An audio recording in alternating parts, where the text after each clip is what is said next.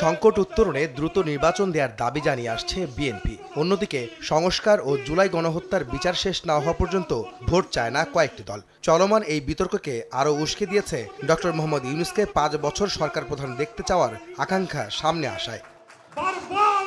নির্বাচনে বিপুল জনসমর্থন পাবে বিএনপি এমন দাবি করে বিএনপি মহাসচিব বলেন, এই ভয়েই তাদেরকে টার্গেট করছে ষড়যন্ত্রকারীরা।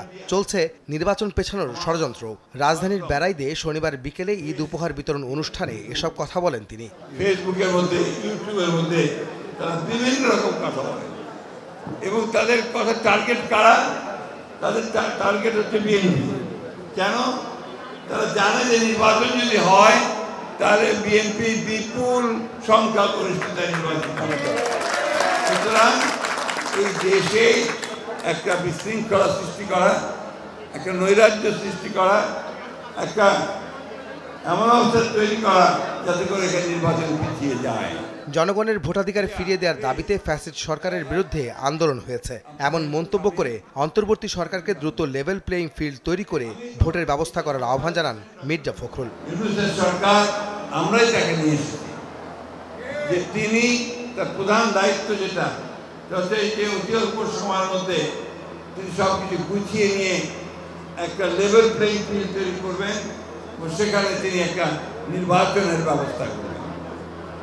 আমরা যখনই নির্বাচনের কথা বলতে চাই তখন কিছু কিছু মানুষ আছে বলে, আরে বিএনপি শুধু নির্বাচন করে। নির্বাচনই তো করবো, কারণ সমস্ত সংগ্রাম তো আমাদের হচ্ছে নির্বাচনের জন্য। এই সরকার যে আছে এটাকে আমরা সমর্থন দিচ্ছি। কেন দিচ্ছি? আমরা চাই যে এই সরকার খুব দ্রুত তারা সব কিছু ঠিকঠাক করে নির্বাচন ব্যবস্থা দেবে। তার মানে এই না যারা অনির্দিষ্ট কালের জন্য ওই সংস্কার করবেন আর নির্বাচন হবে না, জনগণ তার প্রতিনিধি পাবে না, এটা কি আপনারা চান? না। ষড়যন্ত্র রুখে দিয়ে গণতন্ত্র প্রতিষ্ঠায় সবাইকে প্রস্তুত থাকার আহ্বান জানিয়ে তিনি বলেন, দেশের স্বার্থে প্রয়োজনে আবারও আন্দোলনে নামবে বিএনপি।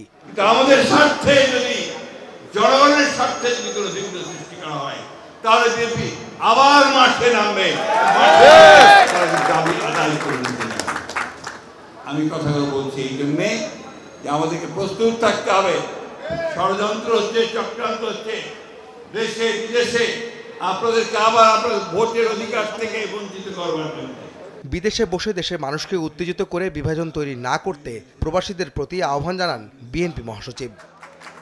আহমেদ সালেহীন, সময় সংবাদ, ঢাকা।